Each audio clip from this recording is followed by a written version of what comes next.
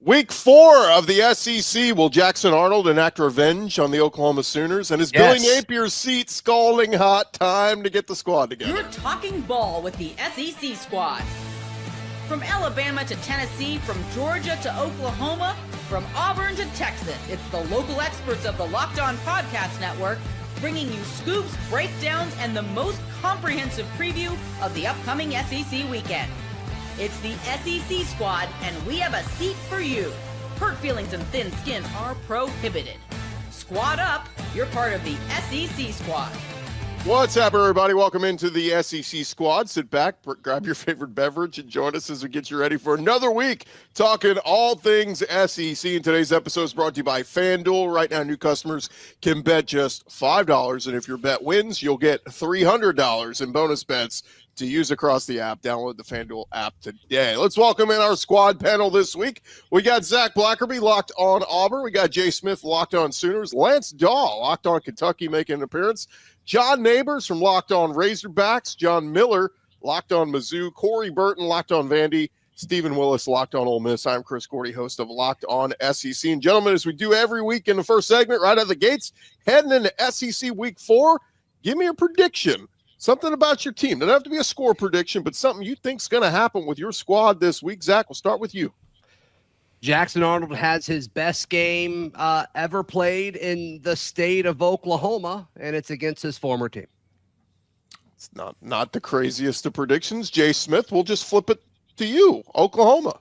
Make it even easier. Oklahoma gets 3 turnovers on Jackson Arnold in his first game returning to Norman, Oklahoma. No shot. We're going to spend plenty of time talking on that matchup because, let's face it kind of is the sexiest matchup of the week in the SEC. Lance Dahl, Kentucky, gets a little bit of a respite, but give me just a general thought and answer the question, should they roll with Cutter Boley moving forward? Because Zach Calzada, Yeah, that's my prediction for this week is that I think the staff is actually going to come out and say, yeah, Cutter is the guy for the job for the rest of the season.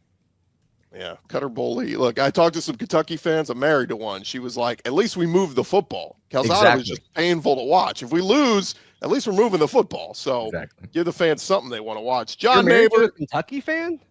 Yeah. You learn something new every day. I'm so excited about it. Wait, I just learned this? Does she I watch guess because me and Locked On Gordy are Kentucky? like besties, so I guess that's probably why I already knew that. Yeah, there's a lot of folks in my circles that are all married to people from different SEC schools. So how about that? John Neighbors, Razorbacks came so close, but no time for crying over spilled milk. You guys got a big one. Yeah, what does it matter, though? Because you can't win a championship at Arkansas, so it doesn't matter. At least that's what the athletic director said at Arkansas, so that's great. You're trying to bounce back. Arkansas's offense is really good. Taylon Green's best quarterback in the SEC right now, so I'm looking forward to seeing what he can do against Memphis over there at the Liberty Bowl, which Arkansas loves so much and loves playing at. Debatable. Somebody asked me that today. I said, is Taylon Green the best quarterback in the SEC? I said, I think Debatable. he is. It's not his defense's fault that, the defense sucks. The offense is awesome. John Miller, Mizzou, got a big one against South Carolina. Yeah, they absolutely do. And my prediction is I think this is actually the week. I think Missouri's going to beat South Carolina this week. And I think this is the week the nation at large starts to take notice of what seems like a really good Missouri team. Yeah, certainly a schedule that sets up well for them. I mean, they play like their first 10 games all at home. Did you see Chris Marlar's schedule update, though, from ESPN FPI? Texas has a worse schedule. Missouri, actually, their schedule is like 16th in the country now. So I think we can kind of push that narrative to the side a little bit. That'd be first in the Big Ten, probably. Exactly. Certainly in the Big 12 by a country mile. Corey Burton, you're covering one of the hottest teams out there. The Vanderbilt. Yeah, we're red hot. We're on fire. It's a revenge game, believe it or not, against Georgia State. That's kind of embarrassing to say, but nonetheless, I think we're gonna hit the 50 spot. Oh, 50! Wow, the half a century. Dang. That's a good take. I love that. This is a new Vandy, isn't it? Oh, a confident Vandy. Hey, we've hit almost 40 in every game. So. The good news is it sounds like we're not going to get a 7th year of Pavia, so at least that's been settled. I don't really play. He's going to try. I think he's going to try. Stephen I want him Willis, to stay around forever. I know. Give him 10 years. Stephen Willis, you guys got a tough one with Tulane. Give me a thought on Ole Miss, and do we have a quarterback controversy? Maybe. I think Tulane is going to join Arkansas and Trinidad this offseason, as Trinidad Chambliss is going to put another 300 spot up on the board. Man, that will certainly be a storyline if they go with Chambliss again this week. What do you do for the LSU game next week? Do you keep rolling with the hot hand? Do you go back to the guy you brought to SEC Media Days and was the darling of the offseason at Ole Miss? The first two practices this week, he's been wearing a boot and hasn't been participating, so I expect Chambliss to be the guy that starts on Saturday. Did y'all hear that? It took 5 minutes and 20 seconds for Gordy to mention LSU. Did y'all hear that? Yeah. Hey, I was there over the weekend. They treated me like royalty on that campus. I'm sure they did. Really? They love you. Yeah, seriously. Let's get into Brian Kelly didn't yell at me though, so that was that. That's always good. Let's His get victory into lap it. after Sela is going to be fantastic. Let's get into it, guys. Good predictions on everybody. What you got, Zach? I don't think his rant was wrong. It wasn't. I don't know if he should have done it, but I think what he The actually tone might have been a said little wrong. was totally fine. Right. Yeah, I mean, if we would have known it would have been frowned upon, he probably wouldn't have. But yeah, was he wrong? No. His voice naturally gets whiny whenever he does Yeah. that. So that's be the part of reason it. Yeah. Northeastern in him, probably. Yeah, because I read like people tweeting the quote, and I'm like, "What's wrong with this?" And then the I video think it was a that it little was the different, but- first question out of like, for instance, let's put it this way, Zach. What do people have been saying about Auburn? Oh, well, when's Jackson Arnold going to throw the football? Let's say they go into OU and they run for 300 and they get the win, but Arnold throws for 99 yards. What if the first question at the press conference was, good win, coach, but when are y'all going to air it out here with Jackson Arnold? You know what I mean? Like, that's where it'd be like, okay, we won the game. What do you want from me? Yeah. I also think that there was another extra narrative there because if you remember, he was saying like another question. He just goes through like all the negative stuff he was going to bring up, like back to back to back. So it seems like there's a little bit of history there. Sure. Yeah, fair point. Yeah. Well, let's get into it, fellas, because we got some big games this week. I want to save Auburn, Oklahoma for our next segment. But John Miller, while we got you here, South Carolina versus Mizzou. This one just a week ago looked like, man, this is going to be a fun one. And Lenore Sellers goes and gets hurt. Vandy steamrolls him. Sounds like he's kind of in a concussion protocol. And the time we're recording this, it does sound like he's not going to go, but we'll certainly wait and see. But where are you on South Carolina versus Mizzou, John Miller? Well, I feel pretty good about it simply because South Carolina just hasn't performed very well so far. And really, I got to say I was surprised initially by just how big the line is for this game. It's bounced back and forth between 12.5, 13.5. I think it's now 11.5 because there's been some optimism that Sellers might play this weekend. But I have to say, I just think Missouri at home here, I think that's what the line is really all about. It's kind of telling you that Missouri has performed a lot better than South Carolina regardless of Lenore Sellers. But I will say on Sellers, for anybody who is speculating on him, and here's a tiny bit of speculation here. If I'm going to assume he has a concussion, if he suffered a concussion on Saturday, then he's truly a game time decision. We can't really talk about, on Wednesday, he says, because those type of post-concussion syndromes symptoms can pop up, here, there, and yon. I just think it's way too early to make any judgments there. Yeah, what by the about way, Eli Drinkwitz today taking a shot randomly at Lane about the injury report at his press conference whenever Austin Simmons played and threw a touchdown pass? I guess I missed that, Steven. What exactly happened there? Oh, Eli Drinkwitz says, I don't want to get in Lane's business, but is it an injury report or an availability report? And I was like, whoa, that's a hell of a stray. Yeah, I think the situation was what Chambliss he was bleeding and they had to pull him out of the game. And so Austin Simmons came in for a couple of plays. You know what, Steven, if that were anybody else but Eli versus Lane, I feel like those guys just kind of enjoy lobbing shots back at each other in kind of a playful way. If that were maybe Josh Heupel and Eli Drinkwitz, I'd be going, ooh, that seemed like a real shot. But Lane, I'm kind of like, it seems like all in good fun. I feel like everybody has fun with just throwing shots at Lane in some capacity, just for giggles. That's basically what it is. No offense Lane does the same thing to them. No offense to Luke Doty, by the way, who just poor kid. I mean, he's been there forever at South Carolina. He looked awful coming in against Vandy. Corey, you saw him. Does anybody give South Carolina any chance if it's Luke Doty having to go to Mizzou? If they can find a way, no. No, there's not. No. No, I was like, oh, what's he about to say? I know he's about to give us a whole little. No. I was that's going to say if they could find a shot to Nick Harbor down the field, which they didn't even try one shot to a guy that's 6'5", 240 and runs a 4.3. Even with Sellers in, like, Wasn't he hurt at one point during that Vandy game? he got banged up, but he came back in. Okay. He was out for a couple plays. I think it was right before half. He Okay. probably I think he got stepped on, and they just Yeah. the rest of the drive. Yeah, Carolina did get stepped on. Confirmed. Yikes. Yeah, so I mean, Got him. I've asked the question about the wide receiver room at South Carolina this entire time. Who was going to be the one to step up? I mean, Nick Harbor has 7 catches this season.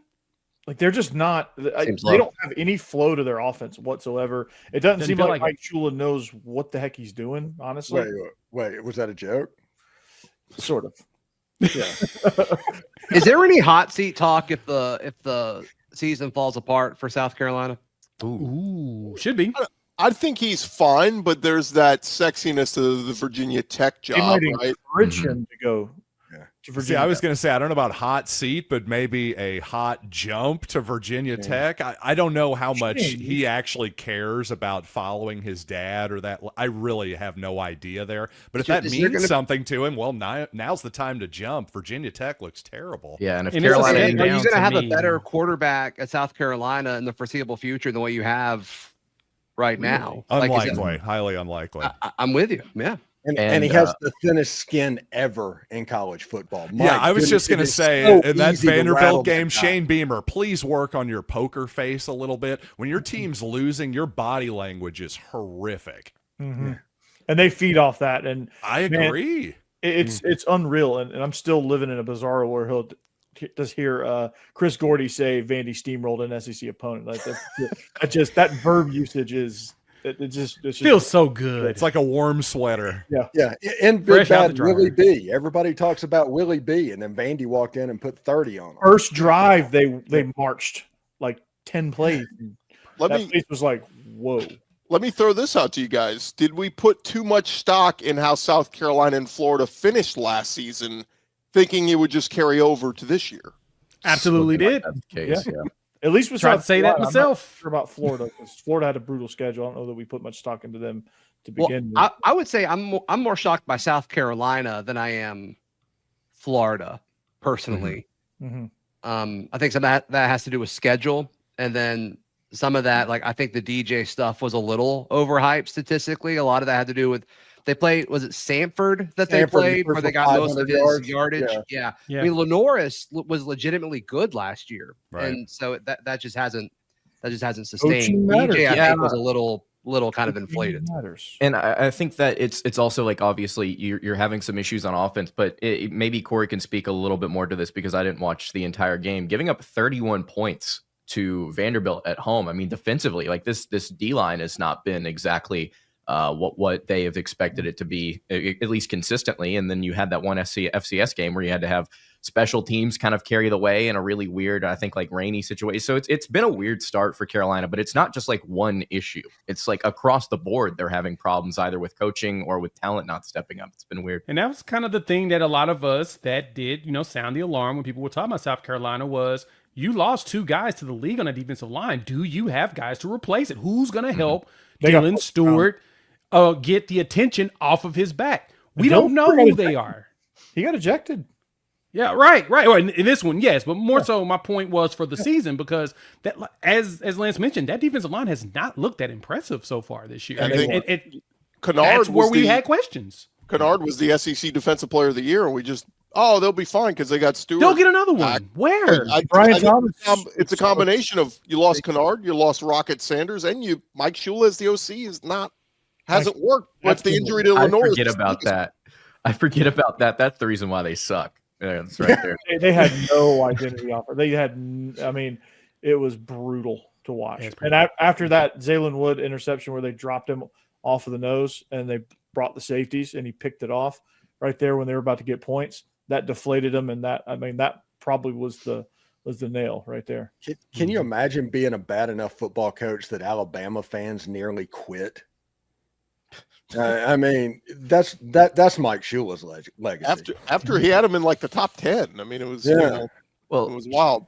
Here's the other thing with Carolina. They've been like super volatile. And let me tell you something. If they fire Beamer at the end of this season, if they want to call me, I've got a guy that's way more consistent than Beamer, currently wearing blue and white. If they want to take him, I would not be opposed to that at all. Clemson might be tired of winning, so they might ship Dabo on over. So. Yeah, ship Dabo to Carolina real quick. Do they get do they get like the number 1 pick if they tank this year? Is that how that works? So, yeah. I think so.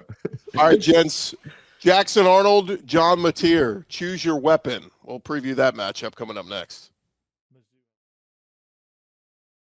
Back to the squad show in just a second, but first, it is almost the weekend. It is time to look back and crown this week's MVP on Who Delivered, powered by DoorDash. And just like you can win every Saturday with DoorDash streaks, saving more every time you order, these players delivered when it mattered most. Let's jump into it. And for Mizzou, we're going with running back Ahmad Hardy, delivered in a big way. Hardy rushed for an eye-popping 250 yards and 3 touchdowns in Mizzou's win over ULL. When the pressure was on, Hardy came through. No hesitation, no delay. And if you've been watching him week after week, performance wasn't a fluke. He is just on a streak, 3 straight weeks of 100-yard rushing performances. And just like Ahmad Hardy delivered for Mizzou, DoorDash delivers your Saturdays. With DoorDash streaks, you save every Saturday you order, stack it up all season, and you can save up to $250, including $100 in DoorDash credits. Order this Saturday. Keep the streak alive. Fuel your game day only with DoorDash. Terms apply. Promo period through 11/18.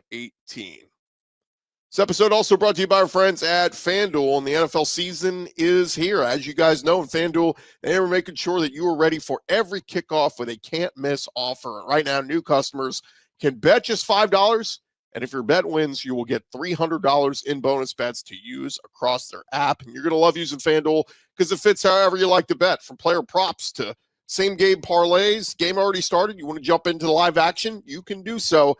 It makes every game more exciting, whether you're watching your team or, look, you're just playing your fantasy football lineups and you want to make some more games more interesting. It is quick, easy, and the best way for you to add a little bit more energy to your Saturday. So if you're ready to play, if you've never signed up before, download the FanDuel app now and visit FanDuel.com. That's where you go to get started, get signed up. That is FanDuel.com.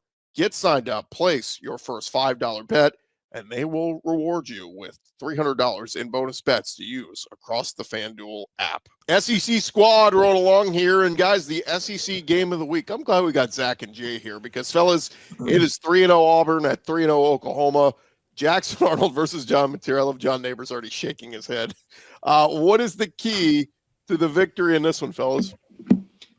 Well, whichever team scores more points is going to win. No, This guy. Jay and I already kind of recorded something about this that dropped on our channels this morning, but there's so much national talk about Jackson Arnold versus John Mateer, and like that's fun.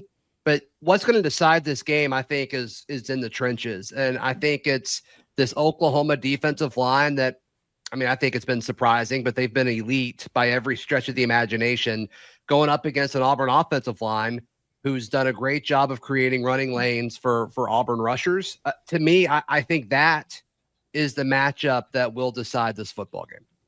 Yeah, I'm agreeing on that. The bigger thing for Oklahoma is forcing Jackson Arnold to throw the ball. Now, to me, and this is really, truly no shade whatsoever, but Jackson Arnold looks like the same quarterback he looked like the first 3 games last year.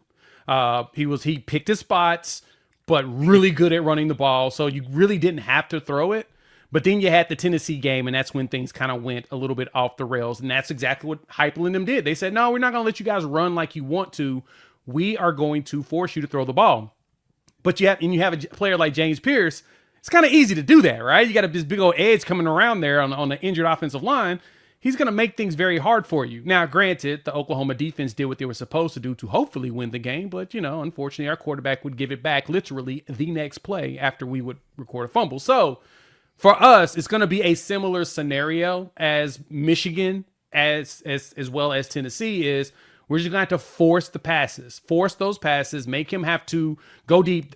Auburn has great receivers, but the question is, will Jackson Arnold underthrow them, or will he be able to actually overthrow them in this game, especially when pressure's in his face? Yeah, and there hasn't been a defense yet that has chosen to stop the run with guys in the box. There've been guys playing back, which is weird. That's not how I would defend Auburn, I don't think that's how Oklahoma is going to defend them. And so to me, it's like, yeah, Auburn can run the ball. Jackson can run the ball. Damari and Jeremiah Cobb, like those guys can tote the rock. If I'm playing Auburn, I'm like, you got to beat me through the air. That hasn't happened yet. I think it does happen on Saturday. We'll see if Jackson can do it or not.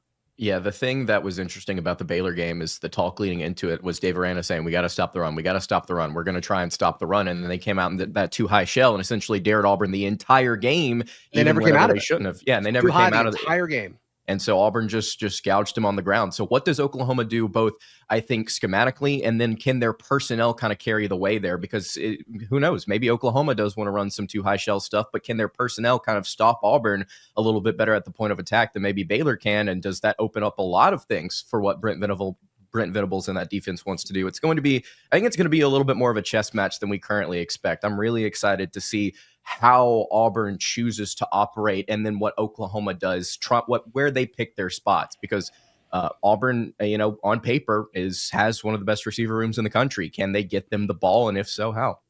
Yeah, to me, the blueprint really is going back and watching the Oklahoma-Alabama game. That right there is exactly what they're most likely going to do. You have a quarterback who can throw, got a receiver who, 17 years old. I don't know if y'all knew that, but, Ryan Williams. Wait, he was 17? He's 18 now, right? He was 17 at that time. He was 17 at that time in that game, and he was out there putting up, doing crazy windmill catches and flips mid-air to catch him, in the back of the end zone. But that's basically what Oklahoma did. Is a massive dude in Jalen Milroe. We're not going to let him run all over us, and so we just made it difficult for him to do the things he wanted to do.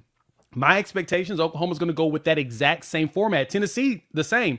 As much as we talk about Nico and everything, they were a power run team last year. That was Dylan Sampson's team. They hand him the ball and he goes. And so to me, Jeremiah Cobb is going to be, to me, a bigger problem than Jackson Arnold, because he's shown and he stepped up to be that top back. And as Zach mentioned, they got good blockers. And so they're going to find ways to get holes, similar to what Michigan did with Justin Haynes. They're going to find a way to get themselves a big run and make it go. But I think Oklahoma's going to, again, force the issue of, you're not going to run all over us. You're going to throw the ball just the same way we made Bryce Underwood do the same thing. Yeah, schematically, they're going to throw a bunch of heat at him, kitchen sink type stuff. That's what Venables likes to do. Blitzes, exotics. Yeah, he's going to mix up looks on you. He's going to show too high a lot and drop guys, and it's going to be cheerleaders right on top of the center, and then you're going to be distracted by that. It's going to be crazy. Yeah. Okay. Brother Hugh, as somebody that knows what Hugh Freeze does, can get his team up once or twice a year against absolutely anybody. The question is whether it will be this team, because last year I know Hugh Freeze thought he should have beat Oklahoma. That is a game that he thinks he should have won. Will this be a lock the gates behind you type of game for Hugh Freeze and go out there and have a big effort, and maybe they're a little bit down against Georgia, or maybe they're a little bit down against Bama? Is this the game that Hugh Freeze kind of really gets up for in the early part of the season? That is my question. If it's a normal game, Oklahoma's going to win. But if it's one of those Hugh Freeze specials, those Hugh Freeze Alabama type games from back at his Ole Miss times, this could get really weird really quick. Yeah, Hugh Freeze's got to know if Auburn wins this game, I think it changes the way you talk about this football team. This is kind of, this would be a big. No, John? No, you don't think so? This is a 4-game stretch that's coming up for them. You're at Oklahoma, you're at A&M, who's showing us they look like a legitimate team. You get that bye, and then Georgia comes into town, and then Missouri follows right behind them. That's a massive 4-game stretch in 5 weeks. Yeah, and not to mention the fact that, again, if you're going to be playing it, like Auburn's going to win no more than 2 SEC games this year, and so is it going to be is it going to be this one, or is it going to? They're going to be Kentucky more than likely. I don't know how they could win on Saturday, and you still say that. Is my point. Well, I'm just saying that I don't think you're going to win. I don't think that Auburn is going to win. I think Oklahoma's. I know, but that wasn't the point. I said if Auburn wins this game, it changes how you talk about this team, and you said no. No, it changes as in like me saying that they're a good team. That's what I'm saying. Like, I don't think that beating Oklahoma justifies it. It's a nice win, don't get me wrong, but there's still a lot about Auburn I don't trust, and I can be proven wrong. It's okay. Maybe I'm just bitter. It's fine. I'll put it this way, guys. I saw an Oklahoma fan commented and said, "Okay, so we beat Auburn in their house. We know we're better. The question is, how much better is Auburn from last year to this year? That's the big test." And on paper, look, you added Eric Singleton and all these pieces like in the Jackson Arnold component is an upgrade over Peyton Thorne, but how big of an upgrade? Yeah. Actually, it's DJ Durkin and John Mateer. If he can confuse John Mateer, DJ Durkin earns every dollar that he is paid by performing at a high level in this game. I think that's the matchup of the game, is trying to confuse Mateer.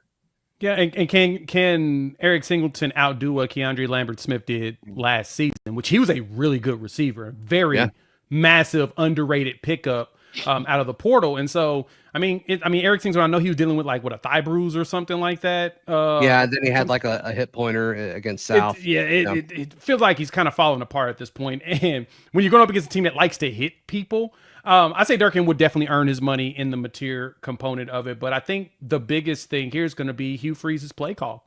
That's going to be the question. What does that play call look like? Because I still contend 3rd and 4, and Jaquez Hunter has been averaging over 5 yards a carry. You find a way to just keep giving him the ball. It's going to end up being 4th and 1. You hand it off again. You should just keep running when you know that you're really good at that part of it. And that's how that interception happens. You make a decision that you don't like him making decisions.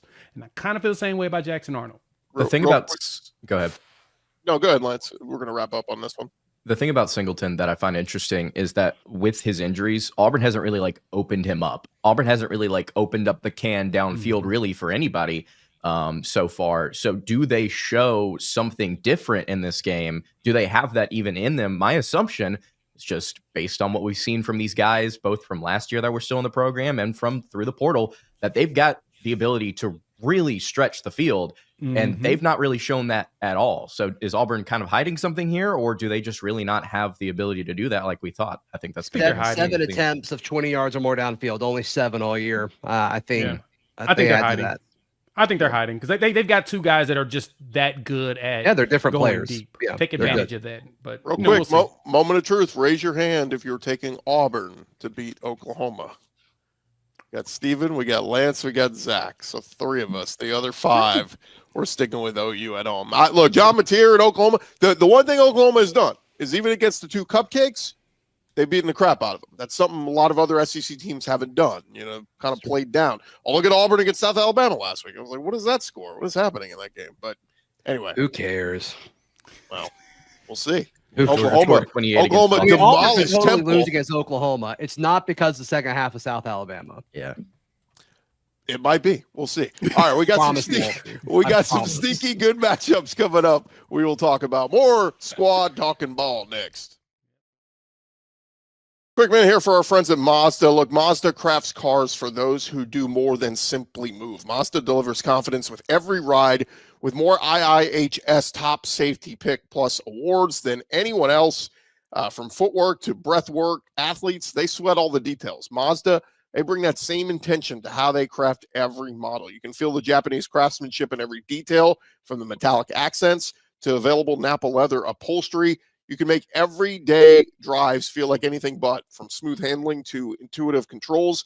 And with all-wheel drive standard in every crossover SUV, you can drive with confidence through almost any season. Just like our players, we sweat out every detail, because when you make every move count, impossible becomes irrelevant. It is with Mazda. Mazda, move and be moved. All right, fellas, some sneaky good matchups this week. And John Neighbors, I want to start with you because it is 2-1 Arkansas at 3-0 Memphis. A good Memphis team, but Arkansas still sitting about a touchdown favorite in this one on the road. The offense has been so good this season. They can't hang their head after the loss to Ole Miss, right? Yeah, we can't hang our head. There's no hanging heads and losses, right? It's only been, a billion one possession losses that you've had since 2012. What's another one? No, you got Memphis coming, or you're going to Memphis, and here's the deal: is you call it a road game. I call it Razorback Stadium East, because Arkansas loves themselves the Liberty Bowl, and that's where this game is going to be played. And Arkansas has been very successful in the Liberty Bowl. They score a lot of points in the Liberty Bowl, and I don't see that being any different. It is going to be fascinating, though, because Arkansas plays this game at 11 a.m. because they are the king of 11 a.m. games this year. And so how is Arkansas going to come out after that disappointing ending to the Ole Miss game? Are they going to be motivated, fired up? Are they going to be just kind of going through the motions?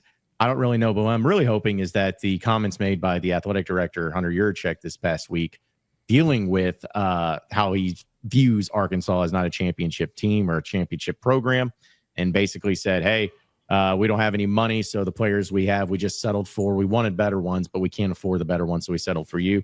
I'm hoping there's some sort of motivation in there, and I hope they come out swinging. But it is an interesting game. It's a stupid game because it's an embarrassment that you are going to Memphis for a game. And, just one of another great stupid things that Arkansas loves to do to make it harder on themselves in their schedule. And so, but I think Arkansas takes care of business. I think that as long as you got Talon Green, the best quarterback in the SEC, and Bobby Petrino, the offense is going to score points. They just need a few stops from Memphis, and I think they get it. Are you okay? You doing all right? If this is your first time on this squad show, have I ever been okay? No, I was going to ask the same question, and then I'm like, nah. John was on Feinbaum, so that could certainly do something to your attitude, talking with Paul. But no, look, I think this is kind of big for the SEC perspective too, guys, because the SEC is largely dominated in the non-conference, not Georgia, Florida, USF notwithstanding. Like, I'm kind of rooting for Arkansas. We need them to go beat Memphis. I got to say, I'm leaning toward. Question, though, when was this Memphis game put together? Like, when was this home and home thing kind of set? Do you know? Just a few years ago, because it's one of those stupid 2-for-1 things where it's like, oh, we'll go to your place, but you got to come to ours twice. And again, it's dumb because you're already going to Little Rock. You play that game this year, and now you're playing in Memphis. It's I could spend all day, but you're basically doing a Bermuda Triangle of Little Rock to Oxford to Memphis all in the 3-week span, and it's stupid. Arkansas played their first game in Fayetteville, and they're having to wait another month to play another game in Fayetteville. Yeah, that's just zero excuse for it. I understand. I asked that specifically because Oklahoma traveled up to Philadelphia last week to go play against Temple, and everybody was laughing like, why are you playing Temple in Philadelphia? Well, we kind of scheduled it when Matt Rule was the head coach, and they were winning like 10 games back-to-back years. Didn't Mizzou go to UMass last year? Yeah. We did. Yeah. We're bringing them back this year to Columbia. Yeah, I can't say much. We a lot of weird scheduling here. Year, so. But here's my thing. At least that's like Ole Miss is unique city. Like, it means like, when are you going to go and play in Philadelphia or go to Amherst or wherever you were in UMass? Like, Memphis is literally where Arkansas was. It's always at a year ago. The Liberty Bowl. I've got the most embarrassing one. When Ole Miss had Eli, they went to Jonesboro. At Arkansas State. Yes. Wow. Yeah. Even more than Georgia State last year? Yeah. So I will say this about this ball game. I think Atlanta. the 7.5 point spread, at least on paper, you look at the projections, Arkansas and Memphis are closer than that, in my opinion. Now, maybe I lean more towards what Neighbors is saying. I think Arkansas pulls the game out. That line seems a little high, but I will say if Arkansas just rolls here, I'm going to start buying in more to this Arkansas hype. Looking at the over under roughly around 63, 64-ish, to me, that line is low. I think Arkansas should be closer to 10, personally. I just think the offense is too explosive. I don't think Memphis has anything for the explosiveness of what Talon Green has done this season. He's going to run. He's going to pass. He's going to be very hard to contain. No matter what they try. I will not say going to this. contain the dude. I agree with you. Arkansas is really, really explosive. They were last year too, but they were also prone to turnovers, mistakes, penalties at the wrong time. I'm just wondering if maybe that pops up on the road against a little bit more of a quality opponent than what we've seen. Well, so are they far. on the road? If they blow them out, I'm going to be really impressed. Guys, we got more games to get into. I don't want to spend 10 minutes on Arkansas and Memphis. Go ahead, Steve. Okay, Georgia State threw for 340 yards against Memphis. They threw for 60 yards against Ole Miss. Okay. Well, this is a secondary where Talon Green, we just saw what Talon Green can do against the Ole Miss secondary. This Arkansas offense is going to roll. If they just wanted to shoot a shootout, they're going to score as much as they want to score. Yeah, they can name the number. If they play clean, don't give the ball away, and play clean with penalties, they're going to blow them out, I think. My favorite internet rumor earlier this week is Ryan Silverfield, the Memphis coach, is positioning himself to replace Billy Napier, and that's where I want to go next. 1 and 2 Florida. I'm sure Brandon Olson is super excited about that. At 3-0 Miami, and I just want to bring this around to Carson Beck is playing well over there at Miami, former Georgia quarterback. But guys, how hot is Billy Napier's seat? I mean, does he get fired after this one, or would it take 1 or 2 more losses? Okay, someone try and convince me that this is not going to be a bloodbath. Someone try and convince me that this is not going to be a blowout. No. Zero reason to convince. Now, the thing is I can probably convince you because I think Florida's defense is legit. If you throw 5 interceptions and only give up 1 touchdown on offense, you're a legitimate defense. That to me, I can't argue against that. And LSU has a good enough offense to be able to score. They couldn't. They needed to pick 6 in order to get to 20 points. That's bananas to me. I could not believe that. When I was like, wait, how do you throw 5 picks and you only lose by 10? So I think that's the saving grace for Billy Napier in this job, is that his defense is really, really good, even though he's not a defensive guy. I think A&M is where the seat starts to really turn up to about 250, 275, where he's starting to roast. But that Mississippi State game, if they lose that, he's gone. Yeah. I feel like Miami's offense is significantly better than LSU's, at least in its current state. So my assumption is that even if Florida has a really good defense, they're still going to get. I think that Miami can at least run the ball more effectively than LSU can. And what about the other side? What if LSU's defense is that good that Florida's offense goes off against Miami's defense? Yeah, I also think Miami's just better on defense too. Like I think that the Canes are really good. I don't know. Yeah, they destroyed South Florida, so I think they are that good. Yeah. Any chance you guys think Napier survives the season? No, I hope so. We all would like him to, but I don't think he does. I mean, if DJ Lagway stops throwing 5 interceptions a game, he's got a shot. I don't know. I feel like we've maybe gone a little bit too far on the DJ Lagway hate after 1 week here. I get it. He's got a long way to go. And he was terrible in that game. I completely understand. I'm just saying, is he going to be that terrible the rest of the season or in this ball game? I think maybe it's gone a little too far. Isn't that how he's been? Florida's going to beat Texas, by the way. Florida's going to beat Texas. Dude, that will be. I actually think they will. It's going to be like the battle of bad quarterbacks. Well, if that happens, I don't think Napier's going anywhere. Yeah, I hope you're right, John. I hope you're right. I think we all hope I'm right on that one. So we all rooting for Florida now against Texas? Is that what I'm getting? Absolutely. Exactly. A few more to throw. I know you are, Jay. It's already 0-3 Sam Houston is at 2-1 Texas, and then Texas gets a bye, and then it's on the road to Florida. How concerned should we be about Arch Manning? Was the hype all for naught? Booed by your home crowd who's been hyping you up for Heisman. Like, it's quite the tumble there.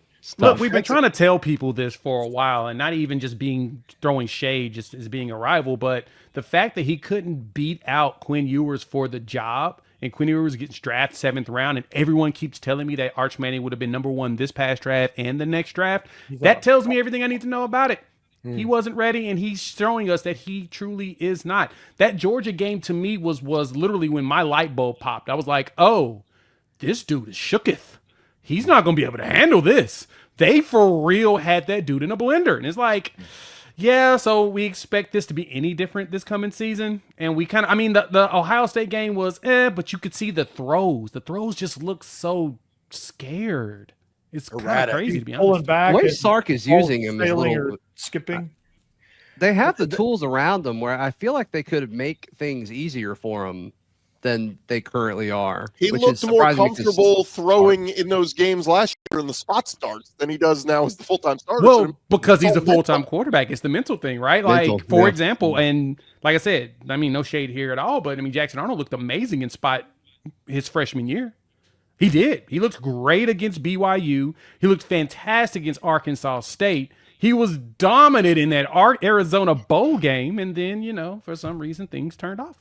In Texas, I want him to beat y'all so bad this week. He's going to have some actual receivers. It's not happening, Zach. I love you, man. Yeah. Texas is a 41-point favorite in their game this weekend. They're not 41 points better than air at this point. They really aren't. Steven, let's end it with you. 3-0 Tulane heading to 3-0 Ole Miss. I think the national people aren't talking enough about this one. It's one of those situations to where Ole Miss turned the ball over in the first quarter in the first 2 games, and that kind of put them behind the 8 ball. But they've been pretty good other than that. Against Arkansas, they played an unbelievably clean game. It's the best game that Lane Kiffin has coached because one mistake and Arkansas wins that game, and there wasn't a mistake. There wasn't a go for it on your own 35. There wasn't a go for it on the other team's 35. It was take the points. Every possession ends with a kick and win the game. If that continues, it's just Tulane's got good players. I don't think they have good enough players to necessarily threaten what's going on. I think Ole Miss should win this game by a couple of touchdowns if they play clean. The difference is John Summerall has a very well-coached team to where if you play down, you throw interceptions, you do stuff like that, they will beat you. They are that good. It would not surprise me after this if Tulane ends up 11-1 and goes in the G5 bid for the playoff. But I do not think they're going to walk in Vaught-Hemingway Stadium and win the game. Is John Summerall in the SEC next year? Yes. Kentucky. Lance? I'd like for him to be at Kentucky. I would have liked for him to be at Kentucky a season ago. Although at this point, man, with what Alex Golish is doing at South Florida, I mean, I understand Summerall's ties, but if you can get Golish, I don't see why you wouldn't get him. You go for Golish. Maybe John I think Neighbors, Summerall's team's he's at strong enough. Arkansas? I feel like this game is going to be Lashley. like Alabama versus South Florida a couple years ago. I think it's going to be a challenge for Ole Miss in this one just because they've got to play a very clean ball game, and we haven't seen that yet. But I don't think that Tulane pulls an upset, but I do think they keep it closer than people are comfortable with. I just They can't were wait to close. see Trinidad go for Heisman numbers again. Or you know what? No, he's probably going to suck. And then it's going to piss me off all over again. And it's going to be like, oh, okay. So his Heisman game was Arkansas. You know, he wanted to do that. But We got to get Arkansas. Where's the Steven- neighbors, man? Steven, We got to wasn't get it some close wins. last year, like going in the fourth quarter or something? It was 2 years ago, when Ole Miss went to the Peach Bowl and played Penn State. It was a field goal at the end where Ole Miss went up by 6 points, and then they had a scoop score. They ended up winning by 13. But it was a close game, and Tulane played that game with a backup quarterback.